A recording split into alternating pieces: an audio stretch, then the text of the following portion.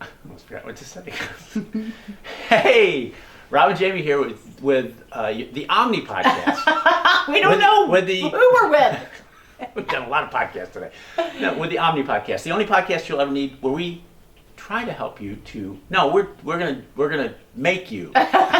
We will help you dare to Yeah. thrive. Dare to thrive in every single area of your life, whether it's finances, relationships, Yes, parenting, emotional control, business, communication, you name it. We talk Even about a little bit of everything. spiritual. Yeah, we talk about everything on here today. We're talking about relationships, typically, and we're talking about how to compromise, how to. We kind of see like the number one reason for divorce, going off topic here, is not adultery.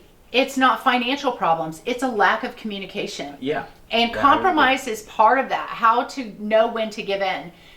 When you get to a point where nobody wants to give in ever, and your partner always has to be right, they always have to win the battle, they never take into your feelings into consideration or what you want to do, that's when things start to fall apart. Mm-hmm.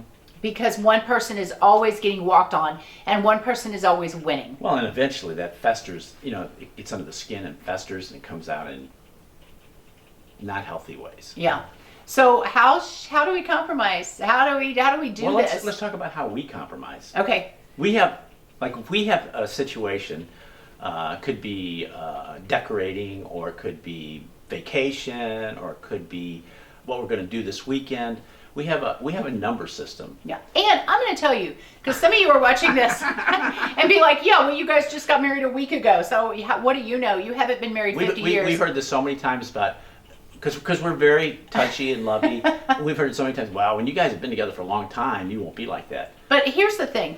We have also been through relationships that didn't turn out well, that grew cold after a while, the Bible says your hearts have gotten hardened toward each other. So if you want to know how to stay married 20, 30, 40, 50 years, happily married, we can't give you that advice right now. We plan on living a long time, so we'll be back with you on that. But we've been through relationships that didn't work, and we can tell you here's why they didn't work. And we can, at our age and experience and education level, because we both have quite a bit of education in the field of kind of psychology and business relationships and dealing with people in educational settings. Right. We can now, at our age, look at all these relationships and go, here's what went wrong. We went through that. We've lived through that. So sometimes it's better to listen to somebody who's been down that path and it didn't work. If you know somebody that has the perfect relationship and got married when they were 17 years old and they're just incredibly and blissfully married, they probably can give you absolutely no information about when things aren't. Life has been so easy for them, and they've always just worked real well together. But if you're stuck in a relationship where you're thinking, hey, I feel like I'm giving and giving and giving, and my partner's taking and taking, but we made this vow, and I don't want to let go of it, but yet I'm miserable. And I know we have talked to so many couples that have been together for 20, 30, 40 years. 50, 60 years. And they're miserable. They can't. I mean, I can tell you one right off the bat. They're waiting for each other to die. Seriously, they say, I can't wait for them to die. Well, that's crazy. It's insane. So compromising is a key part of that. So is communication, lots of things. But one of the great things that we've done that we love I think it works. Yeah. We don't really butt heads too much. Rarely, because we really, the things that we really are adamant about, we're on two different levels most of the time. But the way we find that out is we have this system that we use all the time. And it's a ranking system of 1 to 10. So if, let's say, we're decorating our house, this beautiful tile behind us here in the bookshelf, we say, where are you at? If I say, I want bigger slate-looking tile, and you say, no, I want something small and white, real bright. Actually, it was the other way around. I wanted just a big slab of marble back here, okay? And she wanted these beautiful slate tiles.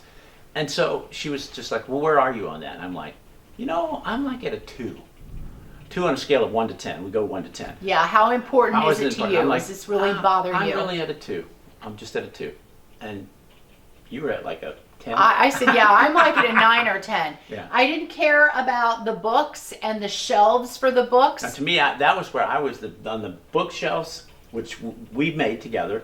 I was on like at an 8 maybe, and you were more like at a 3. Yeah, I was like at a 3 or 4. Yeah. I didn't really care. So that's what we're talking about. If you are going to go out to dinner, Figure it out, yeah. and you're saying, where do you want to go? And you don't really care, say, you know what, I could pretty much eat anything. I'm a 2 on this one. You decide. Yeah. And that can switch. Maybe the next week you're going to be a 10 on where you eat. Maybe you're like, you know what, I'm really craving Mexican. I'm kind of an 8 on this. I really want Mexican. But I will tell you this.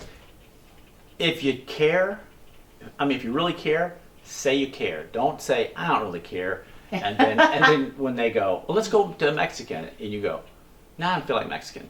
And then they go, well, how about Chinese? No, I don't feel like Chinese. Don't. Just, if you want to go someplace, just say, I'm an 8 for sushi. Whatever. Yeah. Be honest. Yeah, because some people will say, I don't care. And they really do care. Yeah.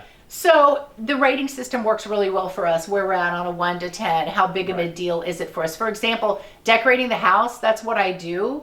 Other than my other jobs, I flip houses and rent houses. So interior decorating is big to me. Not everything is a 10, but the house is a big number. The outside, I really don't care about. And the outside, you have a higher score than I do on that. So you make the decisions on the outside and the shops. We still ask each other's opinions about different things, but typically it's like, you were asking me all kinds of questions about decorating the house, and I'm like, sweetheart, I give you carte blanche to do whatever you want to do in here. Now, don't be a 10 on everything. Yeah, come on. You got to be realistic. Yeah.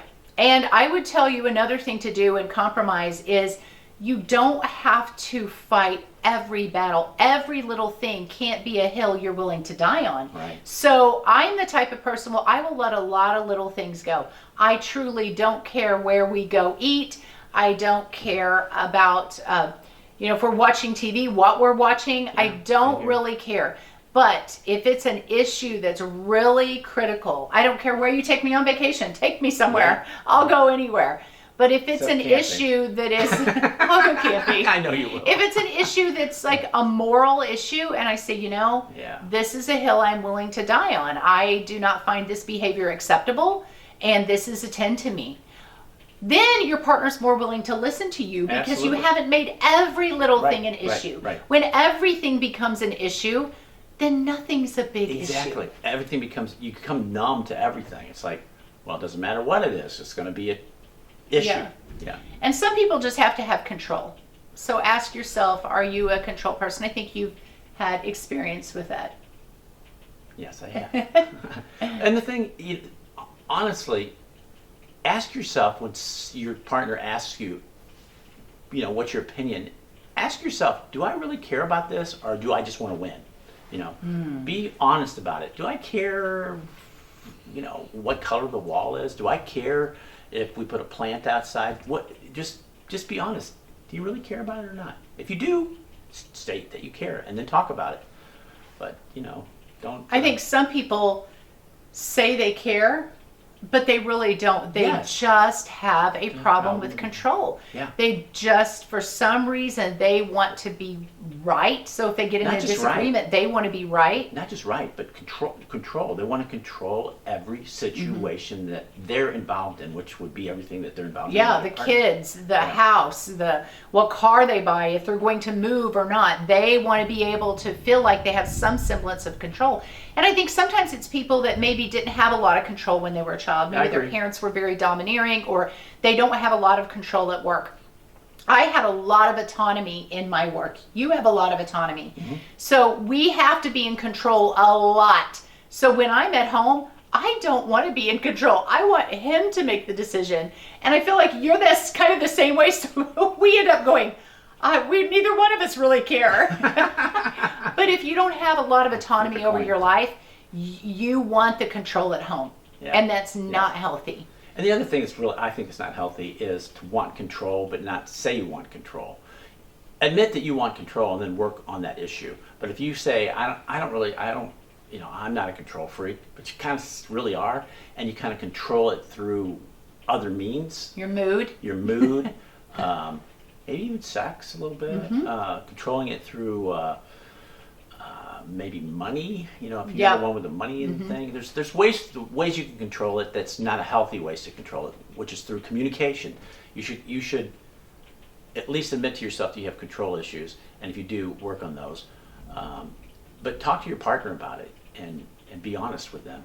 And they'll be honest with you, hopefully. You know, another thing that's a helpful tool is we did a premarital book, and it was really for that's younger right. couples because Yeah. it talked about children and how you're going to raise them. That didn't apply to us, but But you there was could a do couple- this at any age and at any stage in your relationship. Just skip over the pages that don't apply. But Yeah. there was a page Oh, yeah. in this book that said who's going to make the majority of the decision, and you had to rank it by percent.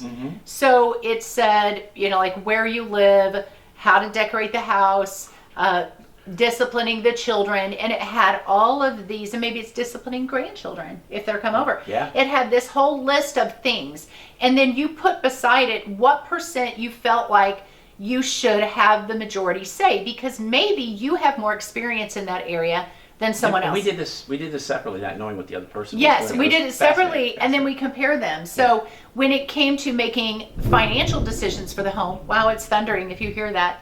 When it came to making financial decisions for the home, you said that you should probably have like 75% say so in the financial, Just because realm. I deal in that. because that's what you do. He's Yeah. a financial planner. But what was interesting is I recognized that and said, yes, absolutely, you should take over. Now, we consult each other, but when it comes Oh, to totally.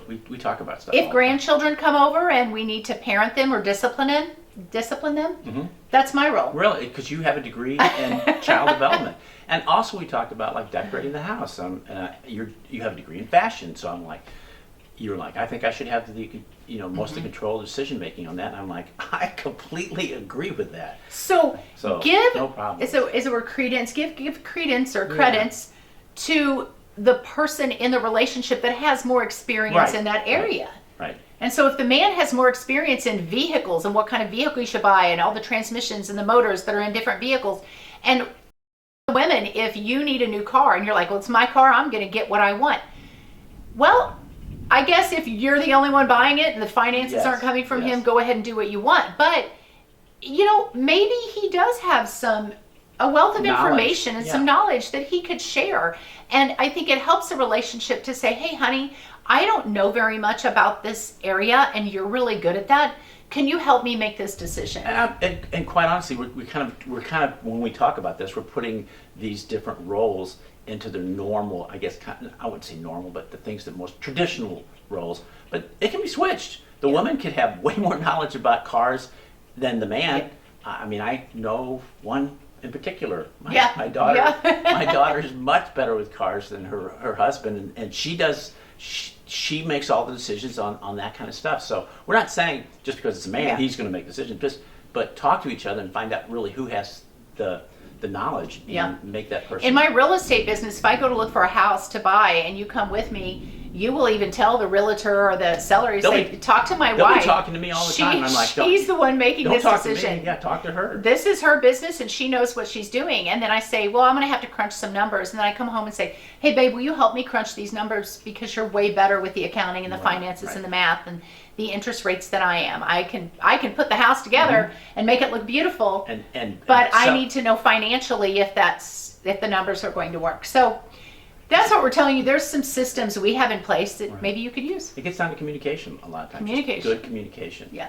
So we really like the 1 to 10, but we Love also like the percent stuff because Yes. not everything you want to stop right there and go, where are you at? Are Right. you a 1 or are you a 10? Right. So if you will list some things and then say who should have the majority percent say so in those areas, doesn't mean they have to have it all the time, but that's going to make things a lot Much quicker easier. and easier. And everybody should have maybe a veto power, depending upon, even if the other person has more knowledge, the other person has veto power over, don't use it all the time, but every once in a while, if you say, I really don't like in here, if there's something that I really don't like, I have said, I really don't like that, sweetheart. Yeah. And you're really good about going, well, we can figure out something else, So, And I think another thing we do, it's not really directly tied to this, but kind of, nothing comes into our home, we do not purchase anything So important. because we share the home together that doesn't spark joy. Yeah. So when it comes to my clothes, I buy whatever I want. I don't ask your permission, but if I'm going to buy a new sofa or even a candle or something, it's not like I get your permission, but if we're out somewhere together, does it spark joy for both of us? Because the last thing I want to do is bring something into the home and he has to look at it every day and thinks to himself, I absolutely hate that. For example, So good at this. if you wanted to buy camouflage recliners, that would stress me out every day if I had to look at a camouflage recliner. Maybe you love it, great. That's just not my style. So, that's another way of saying, hey, that's my veto power. I can't have a camo sofa. I ever wanted that. No, you didn't. We actually are pretty good. Yeah. We share the same idea. Yeah. But that could be a thing where you say, we're just not going to bring junk into the house because, well, we need a sofa, so let's just go get one. Right. And, your spouse secretly hates it, but they don't say anything. So we're very intentional about making our entire home peaceful and calm, no chaos at all. So Right. anything that comes into the home has to be pleasing, spark joy, and it has to be functional, that it works for us in some way. And maybe the functionality of it is we love to look at it. It's beautiful. Yeah, we went all the way from.